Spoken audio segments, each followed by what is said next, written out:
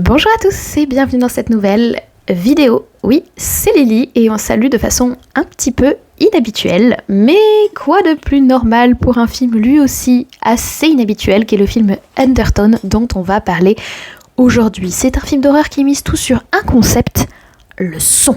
Écouteurs ou casques vissés sur les oreilles, ce film essaye de nous emporter dans l'horreur la plus totale, uniquement ou quasi uniquement par le biais de nos oreilles. Un concept fort s'il en est, qui a plutôt plu à la critique, que j'ai vu et en sortant de la salle, j'ai eu très envie de vous en parler. C'est pour ça qu'on se retrouve aujourd'hui. Un film peut-il vraiment n'être qu'un podcast avec des images ? Peut-on créer l'horreur uniquement en se jouant de nos oreilles ?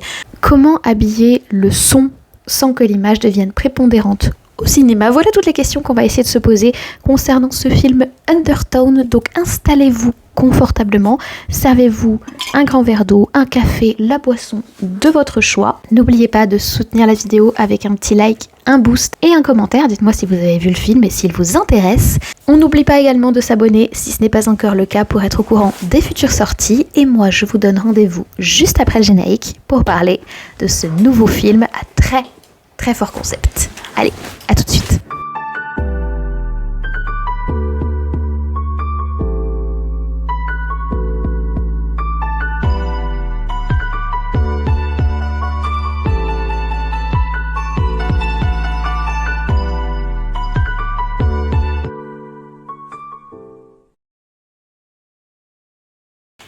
Alors, le film Undertone est un film qui est distribué par le studio A24, le fameux studio A24, qui a toujours des propositions assez extravagantes, assez différentes, et généralement des dates de sortie décalées en fonction des pays. C'est pas le cas pour une fois. Merci A24. C'est donc un film d'horreur qui se base sur un concept fort, celui du son, qui est sorti le 12 août 2026 dans nos salles. Il dure 1h34, qui est une durée tout à fait correcte pour un film d'horreur. Vous connaissez ma théorie sur la durée des films d'horreur, je vais pas vous la remettre sur la table, vous avez l'habitude, je vous la répète, je sais pas, au moins une fois par mois depuis 5 ans, je pense que ça commence à devenir un petit peu exagéré. Mais un film d'horreur, en général, il faut pas trop délayer, sauf si t'as vraiment un gros lore et une grosse histoire à raconter, sinon il y a le risque que ton concept horrifique n'arrive pas à tenir sur la durée et que la fin parte en eau de boudin, en eau de cacahuète. Ce film est le premier long métrage de Lian Tuason qui n'a pas d'autres films ou courts métrages à son actif, mais attention, ce n'est pas son dernier puisqu'il a dès à présent annoncé pour le prochain Paranormal Activity en 2027. Quand on parle de séries qui commencent à tenir trop longtemps sur la durée, Paranormal Activity, ça fait un moment qu'ils n'ont plus rien à raconter. Donc Yann, j'espère que tu as un truc à dire sur la saga parce que fait partie de ces nombreuses sagas d'horreur, et pas que d'horreur d'ailleurs, qui commencent à être étalées sur une tartine trop grande. Comprenez la métaphore. C'est la métaphore de Bilbon Saké d'ailleurs. Excellente métaphore. Et comme je vous l'ai dit en introduction, ce film est un petit peu particulier puisque c'est un film à concept fort qui va tout miser sur le son. On est dans un huis clos, dans un lieu unique où on va suivre un personnage qui est pas forcément le personnage le plus dynamique et le plus actif du monde. Elle s'appelle Evie, Evangeline, et Evie en fait elle est coincée dans sa maison d'enfance parce que sa mère est gravement malade, elle est en train de mourir, c'est une aidante qui est un statut extrêmement difficile et c'est d'ailleurs une situation qu'a vécu le réalisateur, donc c'est vraiment un film qui est très personnel sur cette thématique là. Et à côté, cette jeune femme, Evie, notre héroïne, eh bien elle anime un podcast horrifique avec un ami à elle, Justin, personnage qu'on ne fait qu'entendre dans le film, et ils analysent ensemble des pistes audio, vous me suivez au niveau du scénario, horrifiques, et c'est donc dans ce cadre-là que l'horreur du podcast de Evie va s'inviter de plus en plus autour d'elle. À l'image, nous n'avons donc que deux personnage, notre héroïne Evie, qui est jouée par Nina Kiri, qui a commencé à se faire un petit nom dans le domaine horrifique. Elle a notamment joué dans la série Handmaid's Tale, c'est pas horrifique mais clairement qu'est-ce que ça l'est. Et Michelle Duquet qui incarne sa mère dans la maison, mais qui a un rôle vraiment très minoritaire puisque cette femme est très malade, alitée. Donc on est vraiment ultra limité au niveau du casting, ultra limité au niveau des lieux de tournage et très centré en fait sur l'ambiance sonore qui va naître du fameux podcast de notre héroïne Evie. Je préfère ne pas vous en dire plus et passer au vif du sujet. Qu'est-ce que j'ai pensé du film? Et on va commencer par la forme, qui est un sujet très important dans ce film. Et je pense que le premier élément pertinent à mettre en avant sur la forme du film, c'est bien évidemment l'ambiance sonore, le sound design, l'usage des musiques, l'usage des voix, tout l'aspect podcast, etc. C'est vraiment un aspect que j'ai énormément apprécié dans le film, c'est de toute façon le point fort du concept et le point fort du film. L'ambiance sonore est juste topissime. Il y a un gros travail déjà sur la différence d'ambiance de son entre les moments où Evie, faut pas que je me trompe. Evie déambule dans la maison et s'occupe de sa mère, etc. Et les moments où elle va mettre son casque sur les oreilles et qu'elle va passer en mode podcast. Ces moments-là sont étonnamment oppressants. Vous savez, je pense qu'on a tous vécu ça. Ce moment où vous avez votre casque ou vos écouteurs sur les oreilles, vous êtes un petit peu coupé du monde et vous entendez un bruit qui ne vient pas de ce que vous écoutez, de la musique ou de la conversation que vous avez ou du livre audio, et vous allez avoir le petit réflexe du... Qu'est-ce qui a fait ça? Alors moi, j'habite avec un chat, donc s'il y a un poltergeist qui vit chez moi, si ma maison est hantée ou s'il y a un cambrioleur, quand j'entends un bruit bizarre et que j'enlève mon casque, 98% du temps, je vais faire « Sirius, t'as fait une connerie ?» Le chat ne va évidemment pas me répondre, et le mystère serait résolu. Mais je pense que vous suivez un petit peu ma logique, c'est-à-dire on a tous déjà vécu ce moment où en fait le casque ou les écouteurs nous coupent un petit peu du monde, c'est d'ailleurs ça qu'on recherche avec ce genre d'appareil, et le film joue beaucoup là-dessus avec une vraie différence d'ambiance entre les moments qu'elle a le casque sur les oreilles, je sais plus parler en français, les moments où elle a le casque sur les oreilles et les moments où du coup elle fait sa vie. Ça, j'ai trouvé ça hyper intéressant parce que toi-même tu as les mêmes sens brouillés qu'elle, puisque toi-même tu as vous voyez cet effet en sonorisant du casque, et ça c'est vraiment malin et c'est vraiment pertinent. J'ai beaucoup aimé les différentes qualités de son aussi qui sont proposées en fonction de quand elle utilise son micro de podcast, la façon dont on entend Justin, la personne avec qui elle fait de podcast, la voix de Justin, très agréable par ailleurs, il est très agréable voix ce monsieur. J'ai vraiment aimé les différents tons de voix. En fait, les acteurs, notamment Evie, mais surtout Justin, qui est un acteur uniquement sonore dans le film, doivent vraiment travailler sur leur façon de parler, transmettre des émotions uniquement par la voix. C'est vraiment un art, c'est l'art du doublage notamment, sur lequel certains crachent, mais moi je trouve que l'art du doublage, et on a des doubleurs incroyables en France, c'est un art qui est très complexe, et encore le doubleur en général il accompagne une image. Là on n'a que le son de la voix, et je trouve qu'il y a un gros travail d'acting qui est fait dessus et c'est superbe.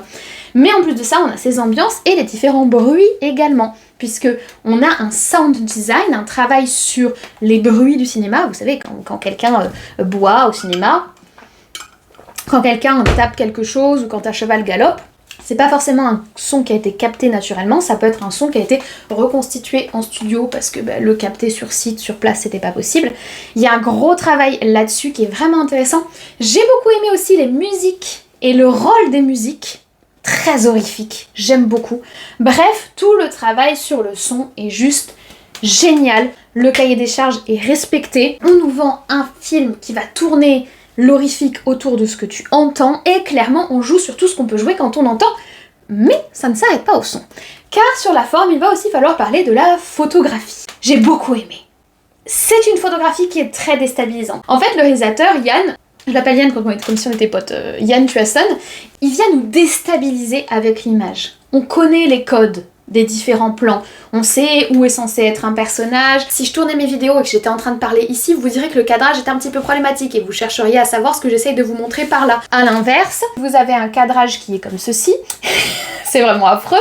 Vous vous direz que le réalisateur essaye de montrer quelque chose derrière moi. Il joue vraiment sur ça. Il fait des cadrages complètement décentrés, voire même qui, à mesure que le film avance, qui sont complètement en biais. On va avoir des cadrages qui vont être de plus en plus comme ça, vous voyez. Je rigole, mais je déplace mon truc et après il va falloir que je le remette. Et franchement, c'est très intéressant parce que ça participe... C'est affreux. Ah non, j'ai bougé. Non, j'ai voulu faire la maline et maintenant je fais ma maniaque. Ça participe vraiment à l'ambiance horrifique et l'ambiance oppressante du film. Tu passes ton temps à regarder autour de toi s'il y a quelque chose à voir. Parce que lui là, Yann Tuasson et nous, on sent qu'on est des habitués de films d'horreur, on sent qu'on connaît la langue du film d'horreur et il vient nous chercher à contre-pied. Il vient nous obliger à chercher ce qu'il y a à voir, à venir jouer avec nos habitudes et à venir jouer avec la communication visuelle de la caméra, et c'est très malin. Cependant, la forme ne s'arrête pas à ça. Cadrage, j'adore. Son, j'adore. Nous avons aussi de l'horreur visuelle. Je vais dire ça comme ça. Et malheureusement pour moi, c'est le point faible de l'aspect forme du film. L'horreur visuelle, vraiment je veux pas vous en dire plus, donc je vais pas vous dire de quoi je parle parce que je veux pas vous spoiler le truc, mais l'horreur visuelle proposée dans le film, au-delà du cadrage et au-delà du son, je la trouve superflue. Pour moi, elle est en trop, pour moi, elle a rien à faire là, et pour moi, elle vient contredire le concept même du film. C'est-à-dire que le film nous dit, je vais te faire peur, rien qu'avec ma façon de tenir la caméra, et rien qu'avec les sons que je vais te mettre dans les oreilles, et après il dit, attends, j'ai peur que t'aies pas assez peur, du coup je vais quand même mettre les trucs habituels. C'est dommage, on dirait que le film s'est pas fait assez confiance, et quand je dis le film, je dis peut-être le réalisateur lui-même, s'est pas fait assez confiance dans son concept. Alors oui, un film concept, c'est très dur à tenir sur la durée, on va en parler, mais te trahis pas toi-même. Tu veux nous faire peur qu'avec ta façon de tenir la caméra et qu'avec le son, vas-y à fond, vas-y jusqu'au bout. Quel besoin tu as de venir rajouter des éléments horrifiques supplémentaires. Et moi je trouve que ces éléments horrifiques supplémentaires, ils arrivent en rupture et ils dénient tout ce qui a été créé avant. Ils viennent casser l'espèce de magie qu'il avait créée avant et c'est tellement dommage. J'étais tellement déçue. En plus ils sont pas ouf. Pour le coup, ils nous auraient vraiment amené quelque chose, un autre concept, une autre idée. Sur le cadrage, il y a clairement une idée. Sur le son, il y a clairement une idée. Il nous aurait amené quelque chose. Il aurait joué jusqu'au bout le côté « j'ai mis en image un podcast ». Et t'auras pas plus d'informations avec l'image que t'en as avec le podcast. L'image va te mettre mal à l'aise, mais elle te donnera pas plus d'informations. Franchement, j'aurais été cliente, même si le film aurait fait que 1h10. Quentin Dupieux fait tout le temps des films d'1h10, parce qu'il a ses idées, elles sont trop petites pour tenir plus longtemps. Quentin Dupieux, s'il te plaît, me déteste pas, j'aime beaucoup ce que tu fais. Les scénarios post-it, il y a des réals qui font des films très sympas sur des scénarios post-it. Tu aurais pu ne pas faire 1h35, monsieur Yann, tu aurais pu me faire que 1h10, et en tenant ton concept jusqu'au bout, à bout de bras, et en croyant en ce que tu fais, là j'ai l'impression que le film essaye de se justifier quand même un peu, et c'est vraiment ce qui m'a déçue, en tout cas sur la forme. Et c'est pas la seule chose qui m'a déçue, et nous allons passer sur le fond du film si vous le voulez bien. Le scénario. J'aime beaucoup. On sent l'aspect très personnel du rapport que le réalisateur, qui est aussi la personne qui a écrit le scénario, a mis dans le rapport au fait de s'occuper d'un parent malade, de devenir le parent d'un parent, d'être un aidant comme on dit en France. C'est une situation qui est extrêmement dure. Je trouve que c'est relativement dépeint dans le film. Je pense qu'ils auraient pu aller beaucoup plus loin. C'est déjà dur moralement pour le personnage de Evie, mais pour avoir en toute mesure connu un soupçon de cette situation, et je pense qu'ils auraient pu mettre les curseurs bien au-delà et ça resterait réaliste et dur. Je pense que pour le coup le film aurait pu aller beaucoup plus loin dans ce que le fait d'être un aidant pour une personne malade, encore plus peut-être dans le cas de son parent, c'est-à-dire de la personne qui jusque-là s'occupait de toi, qui était un peu ton référent, et là c'est toi qui te retrouves à jouer le rôle du parent pour ton parent. C'est vraiment une situation qui est très particulière et qui est très très dure moralement. Je pense que le film aurait pu aller beaucoup plus loin. Maintenant, je trouve que le sujet est vraiment intéressant et qu'il est bien traité. Il est traité de façon un peu timide peut-être, mais il est bien traité. Et il participe à l'aspect horrifique du film. Je trouve qu'il apporte quelque chose de très vrai, le rapport au trauma, à la dureté, au moral en fait de notre personnage. Ça nous impacte aussi, et ça c'est pour moi un très bon élément du scénario. La façon dont ils apportent le côté podcast, j'ai aussi beaucoup aimé. Le rapport que le personnage Evie, notre héroïne, entretient avec son podcast, qui est un peu son évasion, j'ai beaucoup aimé. J'ai aimé la façon dont il amène l'intrigue. Ce que je n'ai pas aimé, c'est l'intrigue horrifique. Je la trouve un peu fil blanc.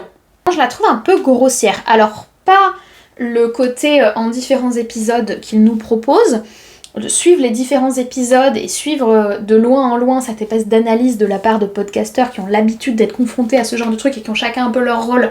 J'ai trouvé ça sympa, mais c'est vraiment le monstre en gros, la bébête, je sais pas comment vous dire ça, la créature, la malédiction qu'il a choisi de traiter, que je trouve un peu dommage. En soi, on vient grossir le trait du truc du rapport parental, du rapport familial, et ça me semblait pas nécessaire. Le propos sur le fait d'être aidant, le propos sur le rapport à la famille, le propos sur le rapport du rôle d'être parent était déjà bien suffisant, et je trouve qu'ils ont un petit peu assommé avec cette couche supplémentaire quelque chose qui aurait pu rester élégant, subtil et bien traité. Ça m'a pas convaincue, et quand ça vient en plus être accompagné visuellement par les fameux effets horrifiques visuels, et ben du coup, une fois encore, on perd un peu le charme du début de film qui est subtil, qui est intéressant et qui est plein de bonnes idées. On dirait vraiment que le film là encore, sur les thèmes qu'il traite, de la même façon que sur l'image, le film a eu peur de trop sortir des sentiers battus et d'être trop concept et d'aller trop jusqu'au bout. Moi, j'adore quand les films vont jusqu'au bout de ce qu'ils proposent, même si c'est quitte à aller dans le ridicule, ou quitte à aller dans le bizarre, ou quitte à aller dans le giga déstabilisant. Ça veut pas dire que je vais adorer le film, mais je vais au moins adorer le fait d'aller jusqu'au bout de ton concept et d'aller jusqu'au bout de ce que tu proposes. Peut-être que j'aime les gens un peu tête de pioche, vous savez. Mais j'ai trouvé ça dommage. Après, ça fonctionne quand même. Les éléments tels qu'ils sont emmenés fonctionnent quand même, mais c'est un peu lourd. En fait, c'est le fait de vouloir aller chercher du classique horrifique de cinéma, du cinéma très Conjuring, très machin, pour repasser l'horrifique élégant et joli que tu nous avais tracé de base, que je trouve un peu dommage. Je sais pas si vous comprenez ce que je veux dire. J'essaie de pas spoil, du coup je parle en métaphore. Vous comprenez? Dites-moi que vous comprenez. En tout cas, ça donne un film qui, du coup, est un petit peu déséquilibré et qui, sur ces 1h35, n'arrive pas à maintenir son concept et ça me mène à mon bilan. Est-ce que j'ai aimé le concept du film? Oh que oui, j'ai trouvé ça génial. Est-ce que j'aurais aimé que le concept aille jusqu'au bout de lui-même? Oui, parce qu'il le fait bien. On est sur un réalisateur qui est vraiment intéressant. Les cadrages qu'il a proposés, j'ai adoré. Le travail sur le son, le sound design, j'ai adoré. L'idée en général, j'ai adoré. La thématique du parent aidant, du rapport aux parents, à la parentalité, etc. J'ai adoré. La façon dont il illustre l'angoisse de son personnage, j'ai beaucoup aimé. Ce que j'ai trouvé dommage, c'est les moments où pour affermir son film dans le domaine horrifique, j'ai l'impression qu'il est retourné vers des ornières dont il avait réussi à s'échapper avec son concept, avec son idée, avec son écriture.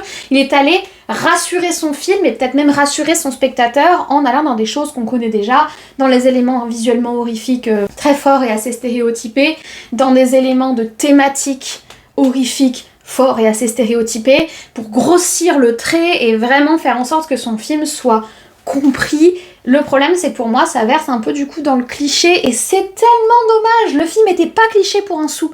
Le film était original. J'aime ce genre de film.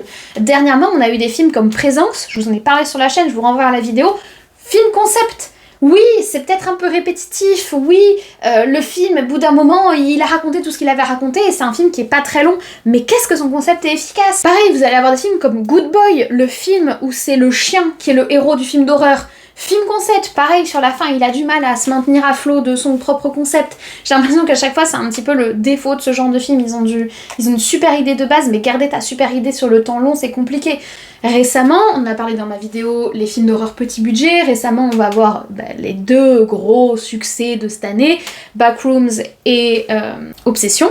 Pareil, on a un concept, on a une idée, mais on peut aller chercher dans des films qui pour moi sont des absolus classiques. It Follows, qui est pour moi le meilleur film qu'on ait eu depuis les années 2000 en horreur. It Follows, il a un concept. Et oui, It Follows, il bataille jusqu'à la fin pour maintenir son concept et pas sombrer dans les ornières du genre horrifique. C'est très difficile, c'est un équilibre qui est difficile à garder et ce film-là ne l'a pas totalement réussi. Il n'empêche que ça reste un film qui est intéressant parce qu'il a quelque chose à dire, il a quelque chose à proposer et j'aime beaucoup ça et c'est pour ça que j'aime l'horreur. Et je vous l'avais dit dans ma vidéo cinéma faut qu'on parle sur le petit budget et l'horreur. Qu'est-ce que j'aime le genre horrifique pour ça. C'est un genre d'expérimentation, c'est un genre où on ose, c'est un genre où on peut avoir des scènes de noir total. Dans ce film, on a des scènes de noir total où tout est dans le son. Il y a même des moments où j'avais qu'une envie, c'était de pouvoir me connecter en Bluetooth au son de la salle et juste mettre mes écouteurs pour être encore plus en immersion. Parce que j'étais dans une salle pleine en avant-première, il y avait des gens qui se gratouillaient le fond de popcorn, là vous les connaissez ces gens-là, vous les connaissez ces gens-là. Alors quand tu te gratouilles le fond de popcorn pendant une scène de course-poursuite de Fast and Furious 10, bon, mais quand tu te gratouilles le fond de popcorn à un moment où on est censé écouter le moindre bruit pour savoir d'où qui vient et savoir si la maison est possédée ou si c'est juste la meuf qui a des traumas, j'ai envie de connecter mon casque en Bluetooth pour mieux m'immerger dans le film, mais ça c'est vraiment une qualité. Donc s'il vous plaît, laissez sa chance à ce film. Il est certes pas parfait, mais il a quelque chose à dire et moi j'aime quand les films ils ont quelque chose à dire et à proposer. Voilà. Je vous remercie d'avoir regardé cette vidéo jusqu'au bout, j'espère que vous l'avez appréciée, j'ai beaucoup aimé vous en parler, j'aime beaucoup vous parler de films d'horreur, de films en général, mais de films d'horreur en particulier. J'espère que vous avez aimé l'introduction un peu bizarre que je vous ai proposée, je voulais être dans le thème. Dites-moi en commentaire si je vous ai intrigué, si vous avez vu le film, si vous comptez aller le voir, si vous fait envie. Laissez-moi un petit like pour soutenir mon travail, cette vidéo, etc. Bref, vous connaissez les boosts, abonnez-vous, allez découvrir les anciennes vidéos, notamment le film Présence. Il a pas eu assez de succès ce film et j'aimerais bien que plus de gens le connaissent parce que j'ai aimé ce qu'il a proposé. Good Boy, je l'avais vu pendant la pause de la chaîne, mais je suis ravie d'avoir pu un peu le citer là, pareil, pour mettre en avant des petits projets qui sont vraiment intéressants et qui proposent quelque chose. Mais il y en a plein d'autres, mettez-moi en commentaire vos films d'horreur concept favoris. Il y en a plein des films qui ont des idées. Paranormal Activity, le tout premier Paranormal Activity. Les mecs, ils ont posé une caméra sur un trépied, enfin... Bref, je vais encore m'enflammer, donc on va s'arrêter là. Je vous remercie d'avoir regardé cette vidéo jusqu'au bout, j'espère que vous avez passé un bon moment avec moi, je vous embête pas plus, donc je vous souhaite une très bonne journée, une très bonne semaine, surtout de très très bons visionnages au cinéma, chez vous, peut-être le film Undertone. Et moi je vous dis qu'on se retrouve dans la prochaine vidéo, à très très vite. C'est fini, mais si tu en veux plus, n'hésite pas à me retrouver sur mes réseaux sociaux, je mets mon compte Instagram et mon compte Twitter, et sur les autres vidéos de la chaîne pour parler cinéma. Et ne rate pas les scènes post-génériques.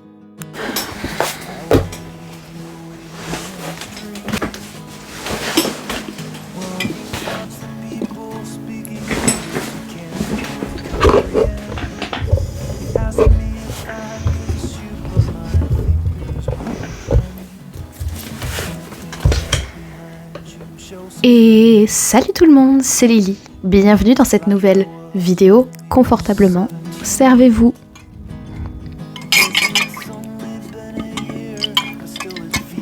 Donc installez-vous très confortablement, servez-vous quelque chose à boire, un peu d'eau, un petit café. Et moi je vous retrouve juste après le générique pour parler de ce tout nouveau film d'horreur à très fort concept. Allez, à tout de suite. J'espère que c'est pas mauvais. J'écoute beaucoup d'ASMR donc ça me fait très bizarre, j'ai l'impression de faire de l'ASMR.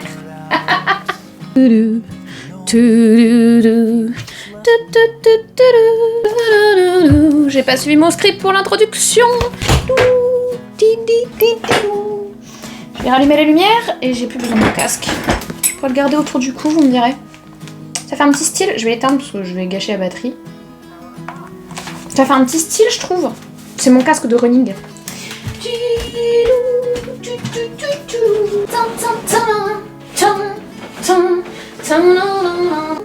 Pourquoi j'ai ça en tête? Ma plante a encore perdu une feuille, elle fait partie de ces plantes là. Les coups de chaleur successifs. Regardez-la, ouais, elle ressemble à rien, bichette. Je vais la rempoter je crois. En fait il fait trop chaud depuis trop longtemps et on n'arrive pas... C'est pas le sujet. Scène post-générique dans cette vidéo parce que j'ai essayé de faire un truc un peu nouveau pour l'intro. J'espère que vous avez bien aimé. Dites-moi si vous avez bien aimé. On va parler du film, il est grand temps. Je suis un peu trop sur le côté là je crois. Non, ah mais je vous ai reculé. Donc. Alors visuellement, vous vous en doutez je pense. Non, on recommence. Alors vous me connaissez comme d'habitude. Alors je pense que vous vous en doutez au niveau... Alors je pense pas que je vais vous surprendre si je vous dis que le film a une photographie qui est assez... Non. Et pareil, vous allez avoir des films comme... Ah j'en avais un, je l'ai perdu. Voilou, qu'est-ce que j'ai chaud! J'ai vraiment trop chaud. J'ai des musiques horribles en tête aujourd'hui, c'est affreux. Je vais vous laisser. Je pense que les scènes post-génériques sont déjà très longues du fait de mes galères pour faire l'intro là. Je suis clairement pas une bonne ASMR artiste. J'adore l'ASMR, s'il vous plaît, les mecs de l'ASMR. Apprenez-moi. Ça doit être bizarre de faire ses propres vidéos ASMR. Un film d'horreur sur l'ASMR, ça me dirait bien. Une idée. Il y a carrément un truc. Il y a carrément un concept à saisir sur l'ASMR parce que ça peut faire bien flipper quand même. Bref, on s'arrête là. Merci d'avoir regardé cette scène générique. Ciao. Je dis pun générique, je sais plus articuler. C'est un désastre. Allez.